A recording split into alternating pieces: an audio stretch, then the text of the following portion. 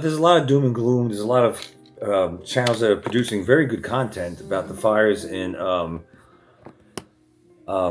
Canada and then spilling over to the United States. And I think it was labeled as an invasion of smoke into the United States. And New York skyline was blood red on the 250th anniversary of the Great American Experiment, and how the Great American Experiment is over. How the police used to actually uphold the Constitution that they took the oath uh, to when they were sworn in, and now they're just New World Order followers. That's all they are, and they're here to trample our rights. There's a lot of content, good content out there, and what I might start doing is just uploading their content to my channel more often than not, instead of me sitting there commenting on it, because I don't have that kind of time, but I see what's going on. And it seems like years ago I had more time, or I made more time, but I wasn't living life as much. Does that make sense? And now it's like I can get the information out there. I don't have to always be in the video or comment. I can just take someone's good work and upload it to my channel and share it far and wide. I can do that. That's where we're at. Because, yeah, there's a lot of bad stuff going on. Flooding over there in Texas. Earthquakes. I just saw an article that all orchestrated, done on purpose, of course. You know, Venezuela had 2 of them, and that was all done on purpose. I even came across footage showing lasers and shit softening up Venezuela for the earthquakes, and oh my god, the stuff that they were doing. Of course, I'll point and click every now and then, do a screen record, but I also want to sprinkle in some rather uplifting videos. I think we need more of that instead of always the doom and gloom, and this is one of them. I came across, well, some of you thumbs down clown naysayers and BitChute. When you go low BitChute, we go high, read between the lines. You know, you might say, well, that's because the economy sucks. and to be honest with you, it has been sucking since the scamdemic. It was a slight improvement now, just very slight. But you might say that people are working in their twilight years because they have to, and that's true. More often than not now. But you also have people that, I've heard this all my life. It's the darndest thing. It's like they retire and they're bored. It's like your identity has then become, your entire life has become your job. That when your job is no longer there, or your career, you don't know how to act in the world. You don't know what to do. What do you mean you don't know what to do? You're retired. You got moolah. If you get retired and got moolah, and you can do things like travel, explore, like just start exploring small towns. I see channels doing that on YouTube all the time.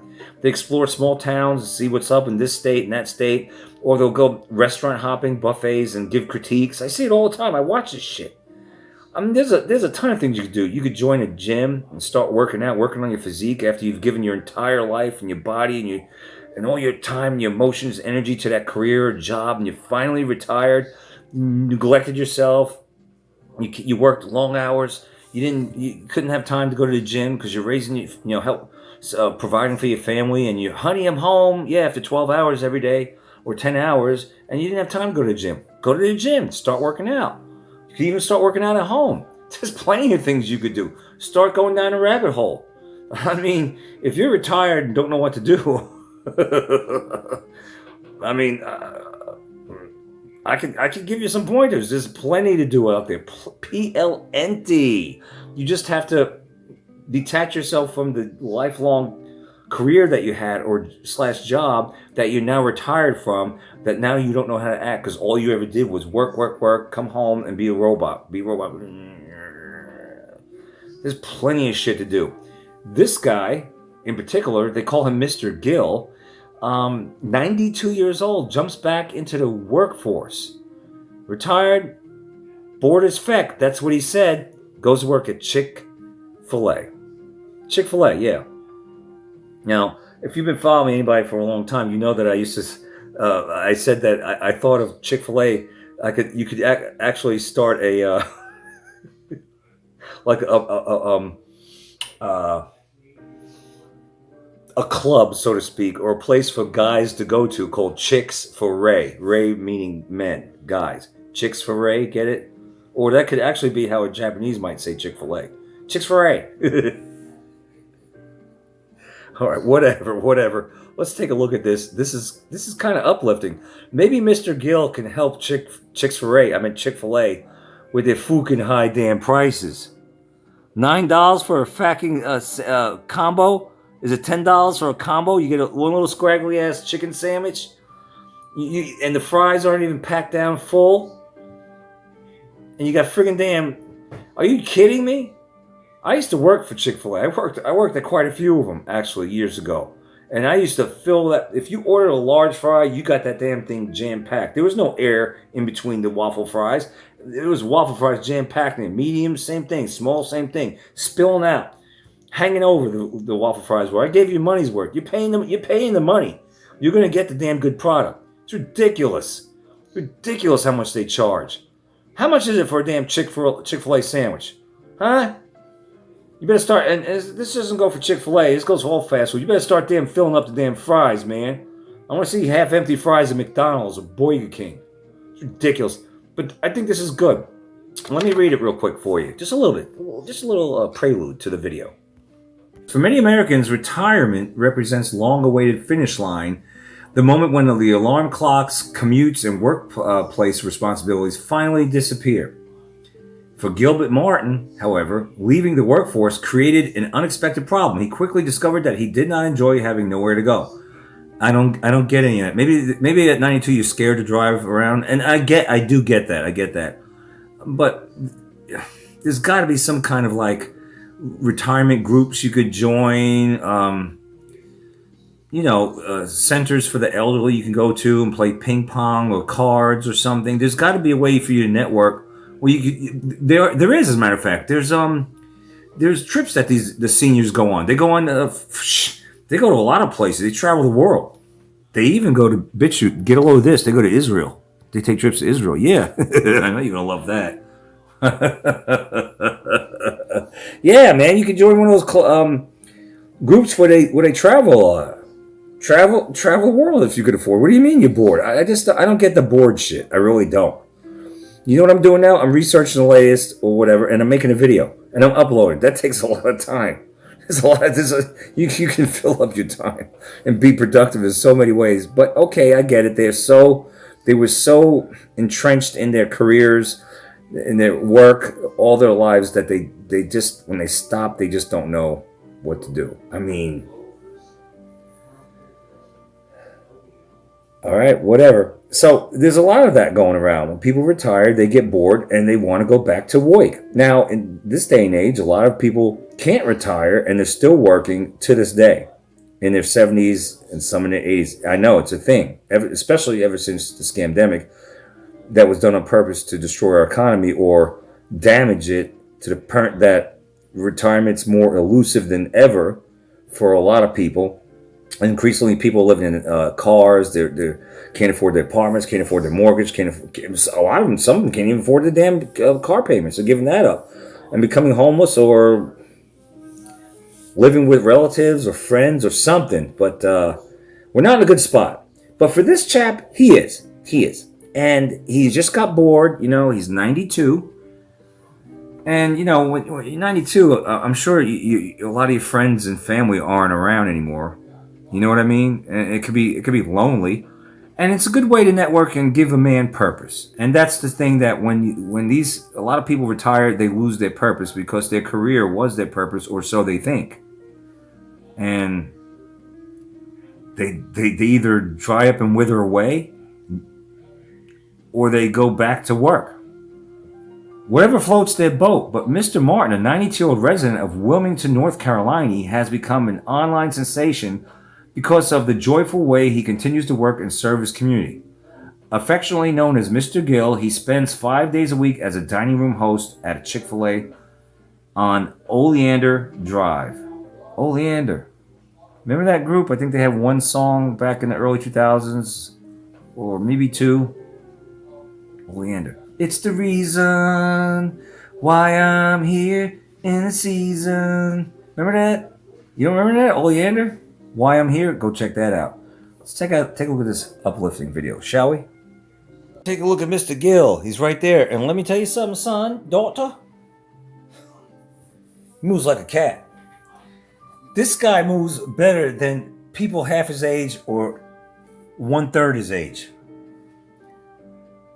I go to the grocery store and I see a certain group of I see certain people from a certain group of people that are look very capable of actually walking around to shop at the grocery store, but yet choose to take the hover around, the disability car, electric carts instead. That's lazy as all get out. I have no respect for you if you're fucking lazy.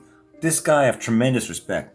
I do. I have tremendous respect for people that keep on keeping on into in the golden years, the twilight years, and they do it with a smile. This guy has more energy, more spunk than a lot of people out there, majority of people. Have you looked at our youth these days? I know I keep going digressing, but have you looked at a lot of people when you talk to them, they act like you're speaking gibberish or you're from Mars, or they don't know how to handle a compliment or just a conversation or anything like that? Then you got OG here, old gangster. He's 92 years old. He's been around almost 100 years. He knows how to act. He smiles. He goes to work. He's chipper, and he's quite fast. He moves like a cat for his age, or for anybody these days. And he has personality, which most people lack these days. Let's take a look. Help lower Chick-fil-A's high-ass prices. Bert Martin, affectionately known as Mr. Gill. He's a great person. You don't come across too many people like that. The customers love it. Have you been waited on? Mr. Gill has been working here for the last 6 years as a dining host. Look how fast he's walking. Look how fast this guy's walking. You JKing me? It's like he's floating across the kitchen. Working here for the last 6 It's like he's floating across the store. Look at him. years as a dining host. And make sure that the tables are clean, the floor is clean. These are the trays that I have to try to keep going, but Listen to him. He's not like acting all feeble. His voice is still strong, especially for his age. He moves gingerly. Is that the right word? He's making sure the floor is clean, trays are clean. I mean, then you got today's youth well, they're certainly not doing what he's doing, and if they do it, it's hard work. it's clean.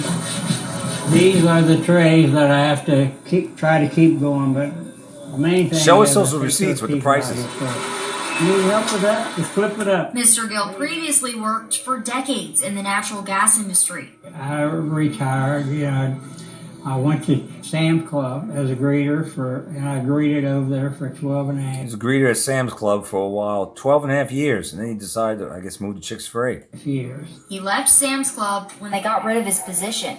After about Wow. 2 months, I was bored, so I put an application in. Since that day, it's been his pleasure to come to work here. Comes in every day, has that tie on. If you enjoy what you're doing, it's not work. But it's not just his sweet smile or customer service helping him stand out. James, Hey, Mr. Gill, how you doing I today? think you're going to get on TV today. Mr. Gill just turned 92 years old. Isn't that crazy? You look better than I do. I'm 60. Look at him. He still has more hair than people half his age. Look at this guy. I don't think it's hair implants or anything like that. I've seen people in their 70s with hair. I mean, it's actually their hair. I mean, this guy. What about this guy? This guy's got to be... I bet you this guy's like 50. Gray hair, ponytail. Look at this. There's a guy I went to high school with. He's 56. He looks like Santa Claus. He literally looks like a 78-year-old Santa Claus. But look at this guy. 92. Kind of looks like a... What is it? One of those... What's that movie star from years ago, decades ago? I can't remember. This is his profile. But more power to him, man. 69. Oh, he's 69. My bad. He's doing good. He's doing good for 69. Ain't no shame in his game either, but this guy's 92. Do you feel 92? I don't know what 92 is supposed to be, but I feel great. 92, Mr. Gill says, is just a number, and he's proving it too. If I move too fast for you, let me know. People love honey. He had to take a couple days off. I think he had a bad cold. People were so concerned. It was crazy. Where's Mr. Gill? Is he okay? Can I give you a cup of ice cream? Mr. Gill doesn't just work 1 or 2 days a week either. It's a Monday through Friday gig, which he says gives him more opportunities to be there for others. And I get a lot of people that are coming in just going to the doctor or just been to the doctor and got bad news and so forth. And And I'm able to be an encourager. The Lord gave me that. I don't plan to go anywhere else.